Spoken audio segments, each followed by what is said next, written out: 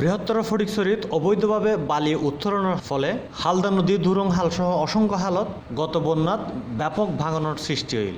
অবৈধ এ বালি মহল উচ্ছেদ করি বেলায় প্রশাসন ধারাবাহিকভাবে অভিযান চালায় যার ধারাবাহিকতায় সোমবার সকালে উপজেলার খানচননগর মানিকপুর বালিমহলের দুইয়ান বালিবজ্জা ট্রাক রাঙ্গামাটি চমুনি এলাকা অতিক্রম করিলে প্রশাসন অভিযান চালাইলে বালিবজ্জা ট্রাক দুনান ফেলাই ড্রাইভার দায় গই। পরে উপজেলা প্রশাসনের পক্ষতুন বালিভর্তি ট্রাক দুনান আটক করা হয়।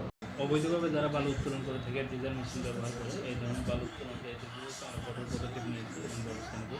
যারা এই অবৈধভাবে ডিজেল মেশিন ব্যবহার করে বালু উত্তোলন করছে তাদের বালু যেখানেই পরিবহন করুক না কেন, যেখানেই নিয়ে যাক না কেন, আমরা সেটাকে আটকানোর ব্যবস্থা করবো এবং এটা আইনের আওতায়